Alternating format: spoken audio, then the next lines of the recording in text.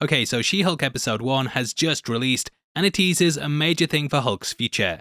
Though it initially seemed like Thor Ragnarok was going to be the closest we'd get to World War Hulk, it actually seems like the studio is going to be returning to Sakaar in order to play out more of that storyline. A World War Hulk movie has been rumoured for a number of years, but after we got Smart Hulk, it seemed like that wouldn't be happening due to him not being the rage monster that was in that story. It also featured characters like Korg and Meek, so in the end, many of us just assumed that the trip to the planet in Ragnarok, along with the gladiator fight, would just be the MCU's adaptation of it. However, it looks like this isn't the case, and throughout this video I'm going to be joined by Jared as we move through our thoughts and theories on what could be happening. If you enjoy the video, then please Hulk smash that thumbs up button, and also don't forget to subscribe for breakdowns like this every day. With that out of the way, thank you for clicking this, now let's get into the video.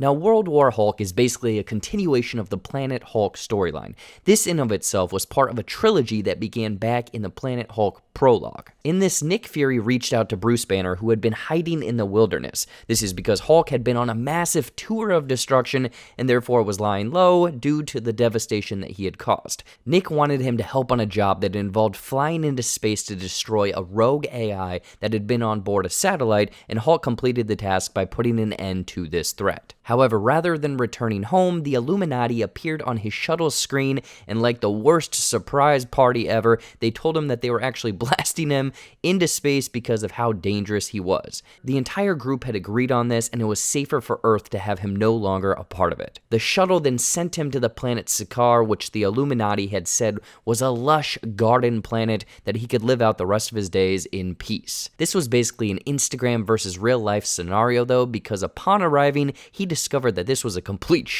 hole. Hulk's satellite crash landed on the planet, and due to him being weaker from this crash, he was easy pickings. He was fitted with an obedience disc, and slowly we uncover the truth of what is actually going on here. Now, Sakaar was basically an empirical society overseen by an emperor known as Agmo Azan. He ruled with brutality, and he created a society based on the back of enslavement.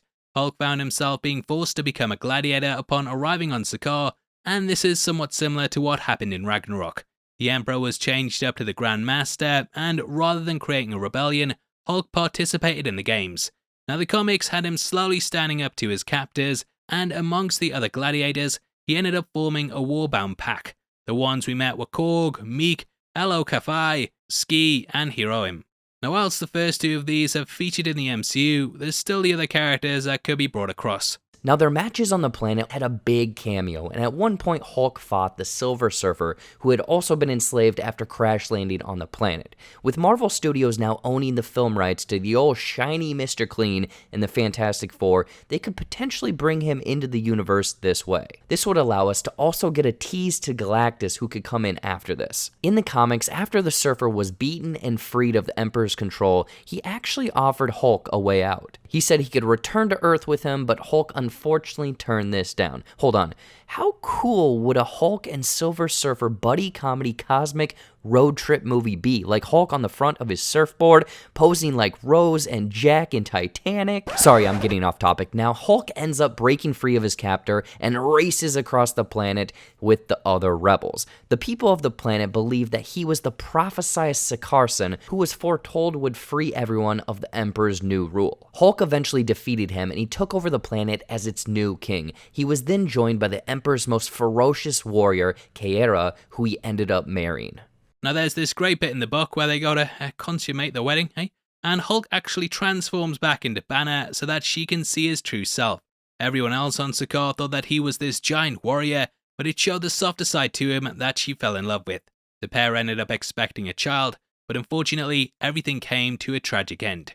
The shuttle that brought Hulk across to Earth was turned into a monument, but it self-destructed, killing his wife along with it. This clearly isn't how things will go down in the MCU, as they could severely mess up the timeline. However, it is possible that the Hulk will have fathered a child on the planet at some point. In the comics, the kid managed to survive the explosion, and he was kept safe in a cocoon, which Hulk didn't know about. He went on to become the character Skaar, which could potentially be someone who pops up very, very soon. Now, in this episode, we learn that the Sakaarian ship is a courier craft that's there to deliver a message. Therefore, I think it's it's possible that this could be bringing with it news that Hulk has a child. If you think about it, he spent 2 years on Sakaar and was seen as one of the most high-profile figures due to the gladiatorial arena that constantly saw him as the champion of. Seems like they could be retroactively saying that the green monster was playing hide the cucumber, had a kid, and this could be what the Hulk was called back for. Now in the books, Skaar fell into a lake of fire after being fired out in the cocoon.